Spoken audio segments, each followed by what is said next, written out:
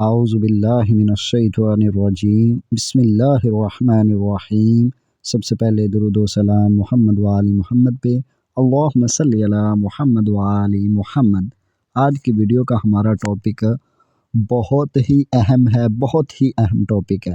یقیناً ہر مسلمان، مرد، عورت، یعنی جو بھی مسلمان ہے جس نے بھی کلمہ پڑھا ہے وہ نماز لازمی پڑھتا ہے، کیونکہ نماز اسلام کا سب سے اہم رکن ہے۔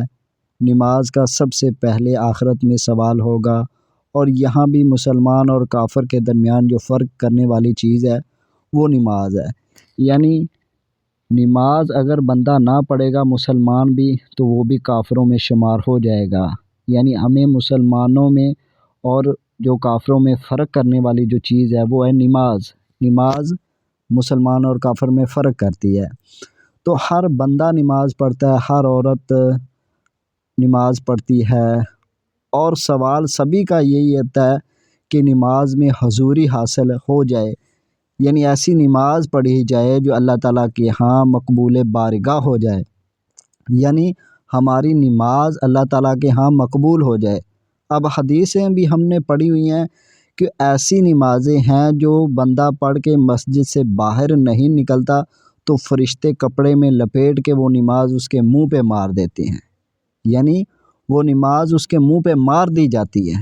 اور ہماری نمازیں ہیں بھی بالکل اسی طرح کی جو ہمارے منہ کے اوپر ماری جائیں، کیونکہ ہماری نماز میں فکریں تو ساری دنیا کی ہیں۔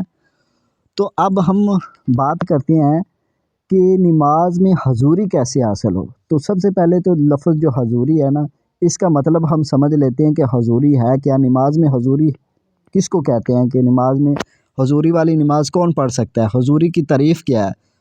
حضوری نماز میں حضوری سے مراد اللہ تعالیٰ کی موجودگی کا مکمل احساس ہونا اور دل سے اللہ تعالیٰ کی طرف متوجہ ہو جانا۔ یہ ایک روحانی کیفیت ہوتی ہے، اس میں بڑا مزہ آتا ہے انسان کو جب انسان حضوری والی نماز پڑھتا ہے۔ یعنی حضوری سے مراد اللہ تعالیٰ کی موجودگی کا مکمل ہمیں احساس ہوتا ہے کہ اللہ تعالیٰ موجود ہیں، اور دل جو ہے نا ہمارا اللہ تعالیٰ کی طرف متوجہ ہو جاتا ہے۔ جب حضوری والی نماز ہم پڑھتے ہیں دل اللہ تعالیٰ کی طرف متوجہ ہو جاتا ہے۔ یہ ایک روحانی کیفیت ہے، یہ ایک بہت ہی روحانی کیفیت ہے۔ اس میں انسان کا دل دنیاوی فکر وفاقہ، یعنی جو بھی دنیاوی معاملات ہیں اس سے کٹ کے اللہ تعالیٰ کی طرف متوجہ ہو جاتا ہے۔ اور یہ ایک ایسا عمل ہے جو انسان کی جو نماز ہے نا، وہ معمولی نماز سے اس نماز کو بلند کر کے اللہ تعالیٰ کی قرب کا ذریعہ بنا دیتی ہے۔ یہ ایک ایسا عمل ہے نماز میں جو حضوری ہے۔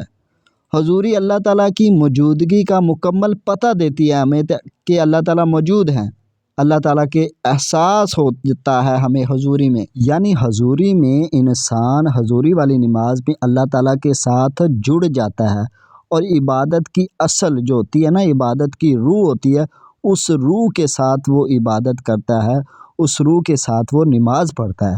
یہ ہے حضوری کی تعریف۔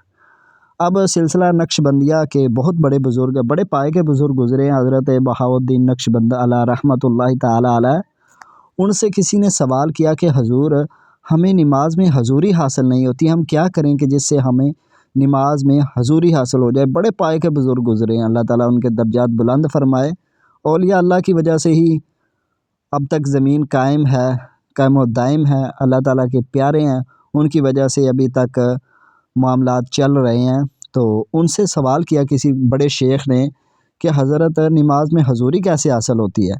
تو حضرت بہاؤالدین نقش بند علیہ رحمہ نے فرمایا کہ حلال رزق سے، یعنی جب تم حلال رزق کھاؤ گے تو تمہاری نماز میں حضوری پیدا ہو جائے گی، کیونکہ حلال رزق دل اور روح کو پاک کرتا ہے۔ جب انسان کے پیٹ میں حلال کا رقمہ جاتا ہے تو انسان کا دل آہستہ آہستہ اللہ رب العزت کی طرف متوجہ ہونا شروع ہو جاتا ہے۔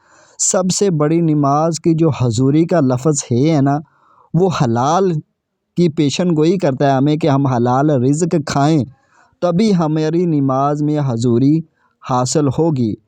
اب اولیاء اللہ کی اگر ہم تعلیمات کو، صحابہ کرام کی تعلیمات کو اٹھا کے دیکھیں، اب صحابہ کرام کیا تھے کہ جو سب سے پہلے انہوں نے دم کیا تھا کسی کو، کہ پتہ نہیں بہت ہی پرانی حدیث ہے کہ سانپ نے کاٹ لیا تھا، تو صحابہ کرام نے صرف ایک دفعہ سورہ فاتحہ پڑھ کے نا دم کی تھی تو وہ فوراً ٹھیک ہو گیا۔ آج کوئی کسی کو سانپ کاٹ لے یا کوئی بھی کسی کو مسئلہ ہے، ہم 1000 مرتبہ بھی سورہ فاتحہ پڑھ لیں تو وہ ٹھیک نہیں ہوگا۔ اچھا وہ ٹھیک کیوں نہیں ہوگا؟ اب سورہ فاتحہ کوئی بدلی تھوڑی ہے، وہیں سورہ فاتحہ جو صحابہ کے دور میں تھی، وہیں سورہ فاتحہ وہ جو ہمارے دور میں تھی۔ اصل میں ان کی زبان میں تاثیر تھی، اللہ تعالیٰ نے تاثیر پیدا کر دی تھی۔ کیوں پیدا کر دی تھی؟ کیونکہ وہ حلال رزق کھاتے تھے۔ سب سے بڑی چیز، اب اگر حرام کا ایک لقمہ بھی ہم کھا لینا تو 40 دن تک ہماری عبادت ہی قبول نہیں ہوتی، تو حضوری ہمیں کیسے حاصل ہوگی جب ہماری عبادت ہی قبول نہیں ہوگی؟ اب اولیاء اللہ یعنی رزق کو تب تک نہیں کھاتے تھے جب تک مکمل ان کو یقین نہیں ہوتا تھا کہ یہ لقمہ حلال کا ہے یا حرام کا ہے۔ اب بابا فرید کی ایک مثال آپ کو دے دیتا ہوں کہ وہ ایک سید ان کے پاس آئے تو انہوں نے کہا کہ حضور بیٹیوں کی شادی کرنی ہے، کوئی اسباب نہیں بن رہے، تو آپ نے کہا کہ جاؤ باہر سے نا ڈھیلے جو چھوٹے چھوٹے پتھر اٹھا کے لاؤ۔ تو وہ پتھر اور ڈھیلے اٹھا کے لایا تو آپ نے ایک دفعہ سورہ اخلاص پڑھی، قل هو اللہ احد اللہ الصمد لم یلد ولم یولد ولم یکن لہ کفوا احد۔ آپ نے ان ڈھیلوں کے اوپر دم کیا تو وہ ڈھیلے سونے کے ہو گئے۔ اب وہ شخص خوشی کے مارے گھر گیا کہ مجھے تو پتھر کو سونا بنانے کا راز مل گیا۔ تو اس نے کہا اپنی بیوی کو اور اپنی بچیوں کو کہا کہ شام تک جتنے بھی ڈھیلے اکٹھے ہو سکتے ہیں نا وہ کر لو۔ تو انہوں نے سارا دن لگا کے شام کو اپنا کمرہ بھر لیا ڈھیلوں سے ہی، اور دروازہ اندر سے بند کر لیا اور سورہ اخلاص پڑھ کے نا ڈھیلوں پہ دم کرنا شروع کر دیا۔ ساری رات وہ سورہ اخلاص پڑھتا رہا، ڈھیلوں پہ دم کرتا رہا، تو ایک ڈھیلا بھی ہے نا جو وہ سونے کا نہیں ہوا۔ تو بڑا پریشان وہ صبح پھر بابا فرید علیہ رحمہ کی خدمت میں حاضر ہوا کہ حضرت کوئی سورہ اخلاص کوئی اور بھی ہے؟ آپ نے کہا نہیں، سورہ اخلاص تو ایک ہی ہے جو قل هو اللہ احد سبھی پڑھتے ہیں۔ تو اس نے کہا کہ حضرت آپ نے ایک دفعہ پڑھ کے دم کی تو وہ پتھر سونا ہو گئے، میں ساری رات پڑھتا رہا ہوں، پتھر جوں کہ تو ہی نہیں ہوئے، وہیں کے وہیں ہیں۔ تو بابا فرید علیہ رحمہ مسکرائے، انہوں نے کہا کہ تیری زبان اور میری زبان کیا رل گئی ہیں آپس میں؟ کیا ملتی ہیں؟ میری زبان جو ہے نا وہ تیری زبان سے مل جاتی ہے بھلا؟ جو میرا مقام ہے کیا وہ اس وقت تیرا مقام ہے؟ کیا تو رزق حلال کھاتا ہے؟ تو یہ ساری باتیں کی بابا فرید علیہ رحمہ، تو وہ خاموش۔ تو ساری چیزیں مین سب چیزوں کی جڑ ہے نا۔ ہاں اگر دیکھیں ہم اپنی اولاد کو، اب آج کل مین مسئلہ اولاد ماں باپ کی عزت ہی نہیں کرتی، ماں باپ کا احترام ذرا بھی نہیں ہے۔ وہ کیوں نہیں ہے؟ ہم نے اپنی اولاد کو حلال رزق کھلایا ہی نہیں ہے۔ اگر ہم اپنی اولادوں کو حلال رزق کھلاتے تو آج ہماری اولاد ہماری فرما بردار ہوتی۔ جس طرح حضرت ابراہیم علیہ السلام نے اسماعیل علیہ السلام کو کہا تھا کہ اللہ کے حکم ہے کہ میں تجھے ذبح کروں اس کے راستے میں، تو انہوں نے کہا جی آپ جو اللہ تعالیٰ کا حکم ہے وہ ادا کریں، میں سی بھی نہیں کروں گا۔ تو وہ کیا تھی؟ انہوں نے حلال رزق کھلائے تھے اپنی اولادوں کو۔